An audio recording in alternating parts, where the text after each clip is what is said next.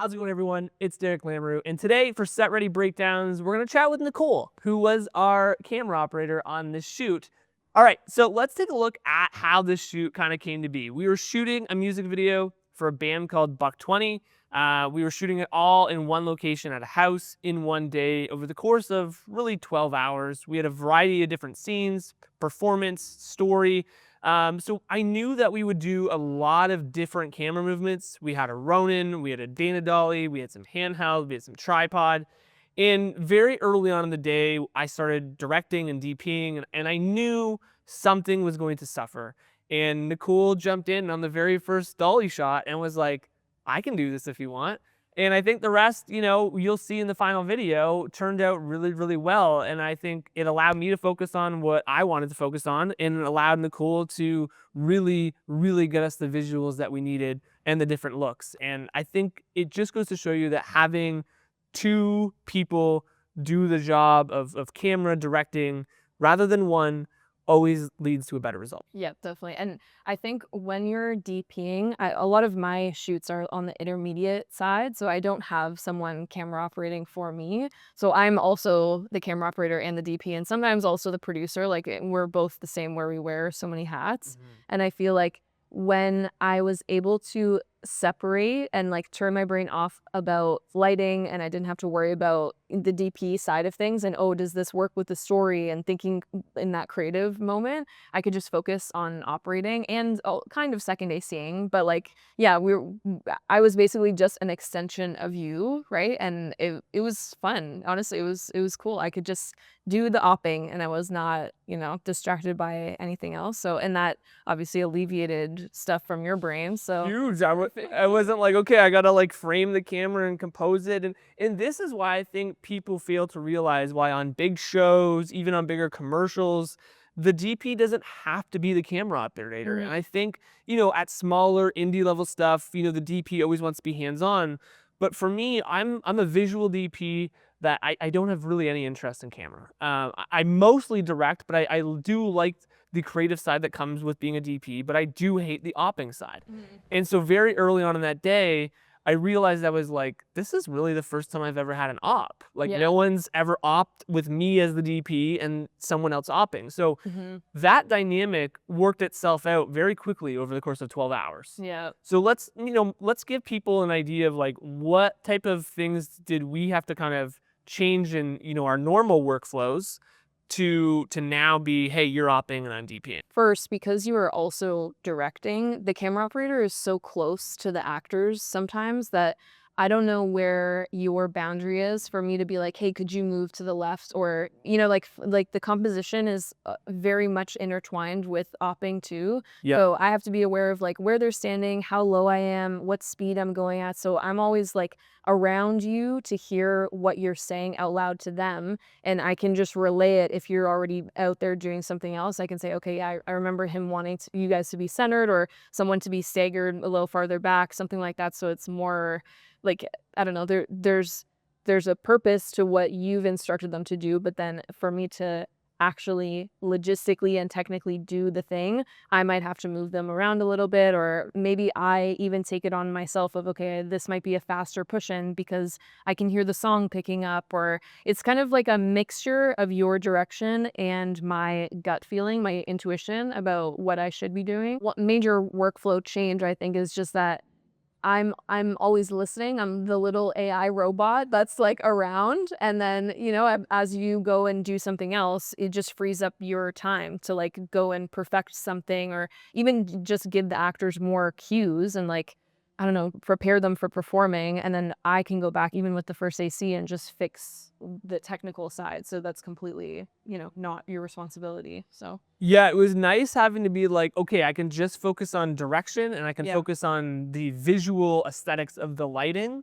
but I don't really, by the end of the day, I wasn't really thinking about composition or framing because, I had a shot list, but I would say like we didn't really know what to expect for this music video, which, I mean, a lot of shoots, if you have a storyboard, that's great, but the reality is on indie stuff, you're probably going to have to deviate away from that. Yeah. So as the day went on, what do you think was like the most important thing that a camera operator could do to be a good camera operator for a DP? Do not be on your phone.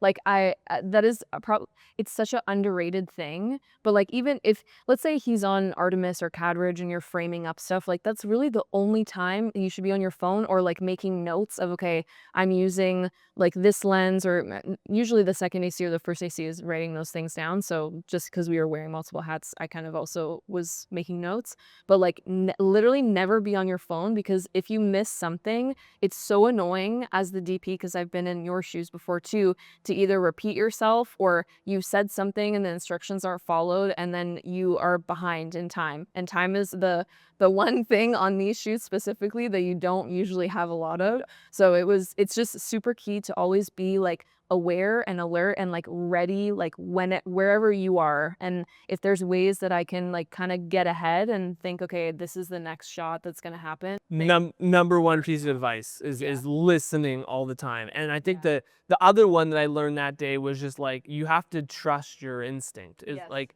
you were framing up shots as if you would frame them up. And then if I had a note, I would give it, but ultimately like you were in the place where I envisioned the shot being. And sometimes we had to communicate that prior to going into that shot, but it wasn't like we had pre-pro calls because this wasn't even planned. Yeah. So I would say like your intuition as a camera operator is super important. Yeah. As a cam op and as a DP myself, I think that helps. You know, if you're wearing multiple hats, you're always absorbing stuff, you're watching things. It's like a crucial part to how you operate. There's two. It's like how you actually move the camera and then what images are already in your head so that when you're looking at your monitor, you're thinking, okay, it's similar to these shots that I've seen already. Let me try to frame it like how, I envision the good things that I'm remembering in my head. So it's just all the work that you're putting in before the actual shoot could be passively. It doesn't have to be an active 1 hour a day. You're absorbing information. It's just all this passive, content or movies or videos or shows that you're watching, and that will very heavily influence how you then see what your camera movement is doing. And we were pulling very different looks for each scene, even the lens choices. Like we were shooting 16 and 12 mil and then jumping into 75 mil. So like as an op, you have to be very conscious of like all of those changes that are taking place from scene to scene. And then the big part I think that, this shoot had was we had a Ronin, we had a Dana Dolly, we had sticks, and we had tripod. You were switching between the two of them. So that was your first day with the Ronin too, right? Yes. Yeah. So give me your sense on like what it was like to op kind of 4 different camera movements and why, that's important to an edit sometimes. As you go into that first move, you pick up on the pacing and like at what sections of the song certain like camera supports will help tell the story. If you're coming up to a really good crescendo or the chorus is coming and it's really like the oomph is there, you're gonna want to do some like nice handheld push-ins or like just having more movement to match like the increase of movement in the song, like hypothetically, like the pacing of the song or whatever. If something's faster, then you should also be moving faster. So it just matches the tone of how the song sounds. So for a lot of the storytelling parts, we were on sticks. We were moving really slowly with the Dana, like very slow push-ins.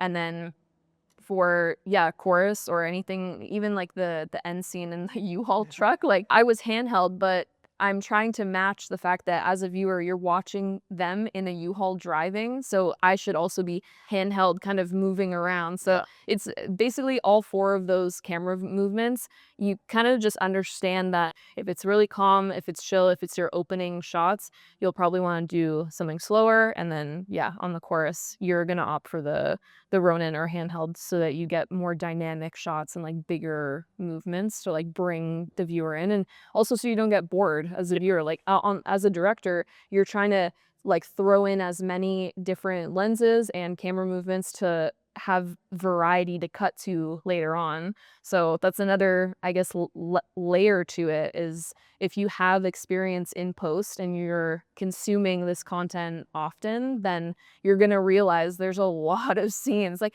there's sometimes where I'll watch music videos and if let's say an artist, the first time I'm working with them, they're like, "Hey, I love this reference." I'll watch the music video and take note of how many scene changes actually happen, and we'll communicate that to them on the call. Like if you want to do 8 or 9 different scenes, it's going to be 4 days and it's going to be way bigger than the budget that you have. So it's like a scope shrink kind of thing that I have to reel them in.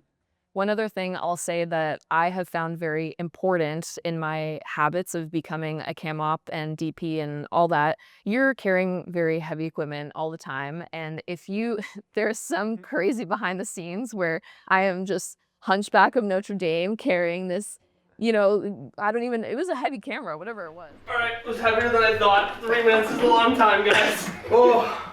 Yeah, it was heavy. Yeah, it was a chunky camera. So I think my number one tip that I have tried to implement into my life is just going to the gym consistently, understanding even your own body ergonomics of how important your core is to your back health, like all of that stuff. If you're not paying attention to it early, you're done. Because ideally, everyone here watching this, you want to do this for years. You want your career to extend to the most to you know the most that it can be. So yeah, to make sure that you are taking care of your body and understanding that, yeah, that was only a day, but imagine if we did that for like a full week back to back to back, like, and just allowing yourself to strengthen your muscles, like all of the stuff that happens even before the shoot, right? Like recovery and prep basically for lifting heavy stuff. That's all. All right, thanks for watching. If you have comments or questions about camera operating, let me know in the comments below. Otherwise, just tap that subscribe button for more videos.